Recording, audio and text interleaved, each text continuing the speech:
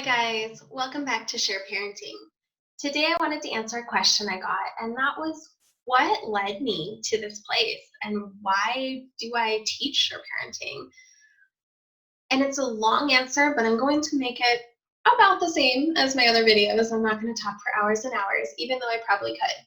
The shortest answer is that I was raised in a volatile home and I didn't want my kids to feel like they had to walk on eggshells or have the anxiety that I had.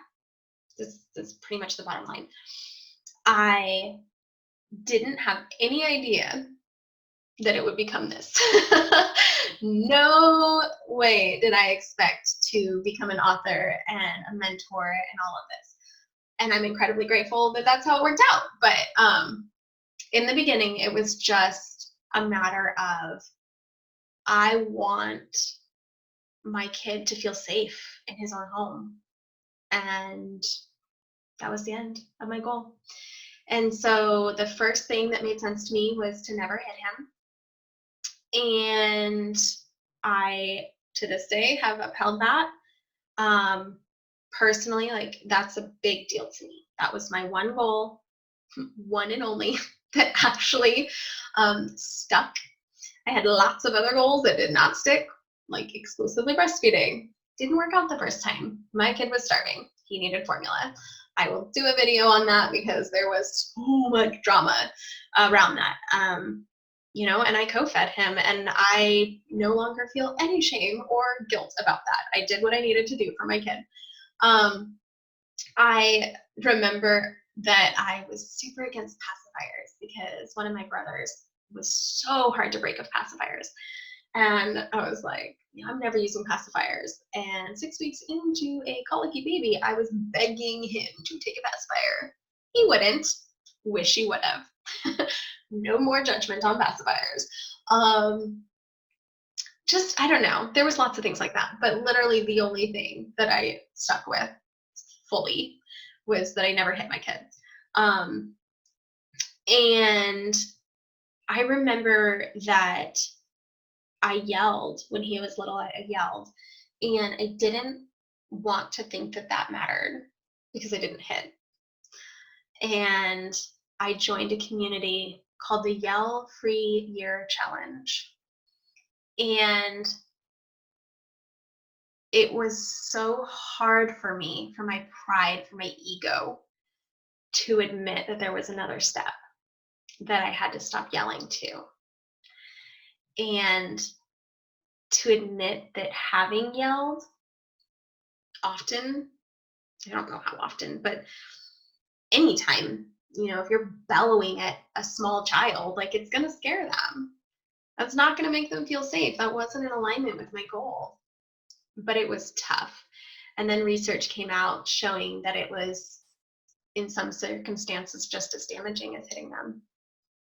Talk about the earth-shattering wake-up call kind of moment. I hated that research.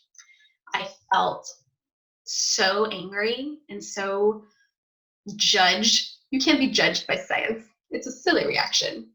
That was my reaction. And yet here it was. So I joined that group, and it was tremendous for me.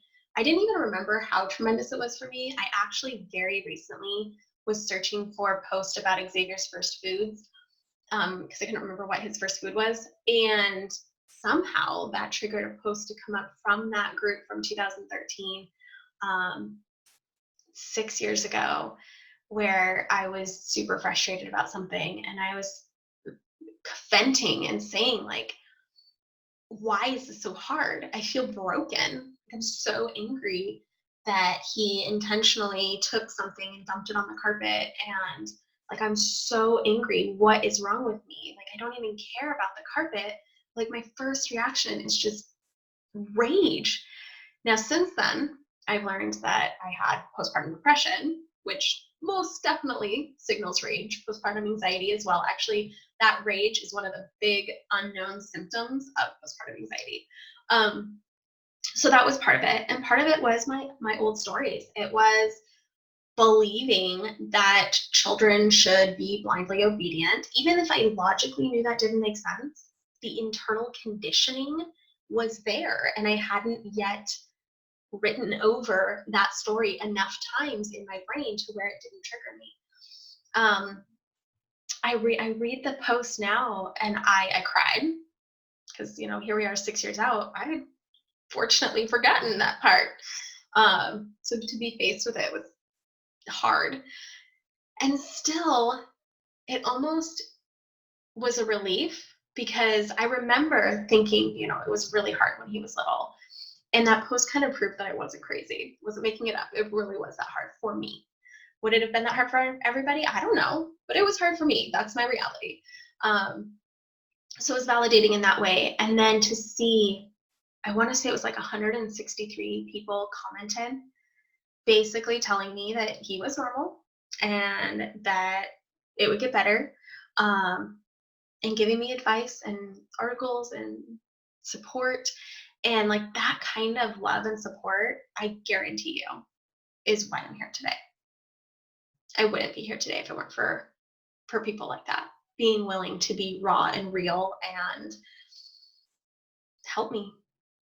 And that's, it's a piece of the story that I had forgotten because it was years before I actually started this. And like, the business part of it was catalyst, from Beth Griffith, the business coach, who was like, helping me to kind of figure out my deeper passions.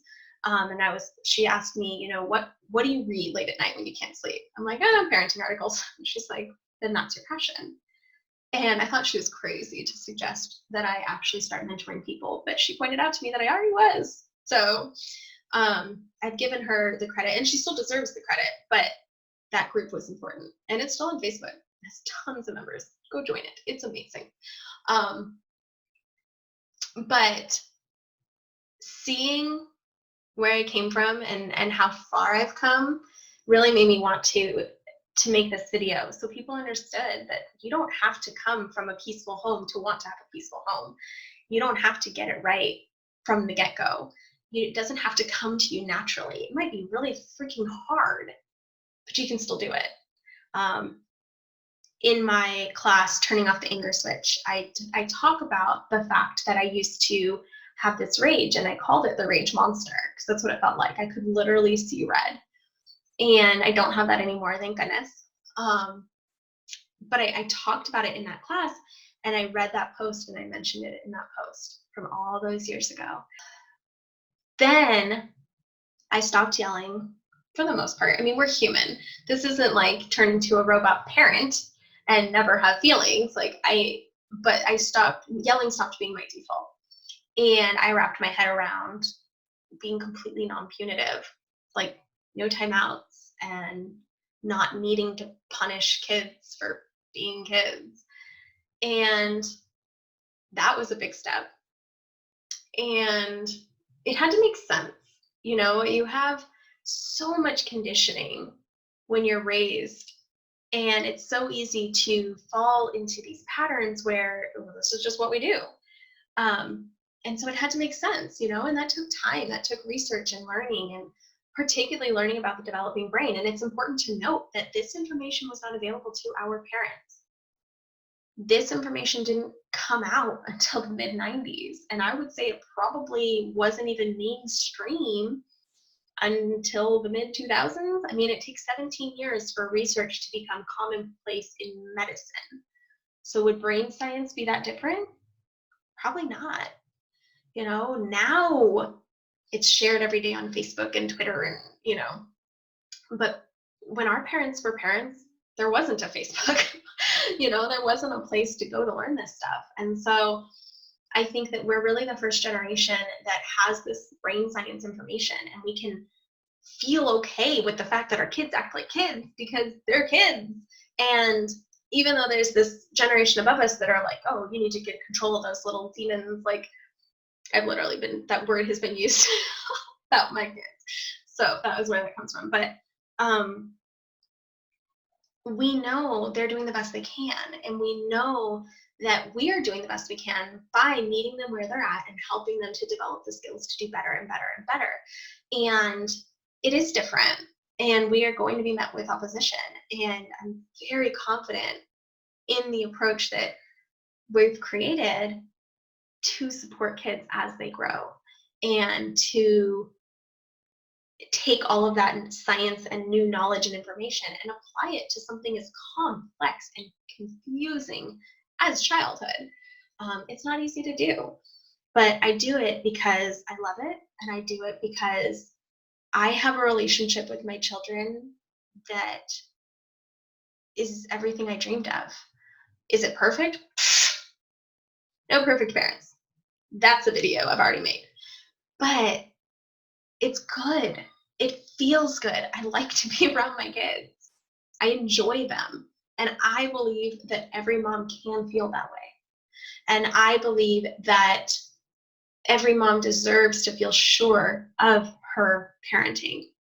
That's why I created S.U.R.E Parenting. Yes, S.U.R.E is an acronym. And it is so important to have those 4 pillars, to have self-honor, to realize that you and your children are unique, to show respect, to show empathy. That is super important. That's where S.U.R.E came from initially. But the reason that I chose that acronym and didn't just use a thesaurus and make other words make up a different word is because of the S.U.R.E, because I want moms to feel sure of their parenting. Now, yesterday I read a poem that I want to share with you.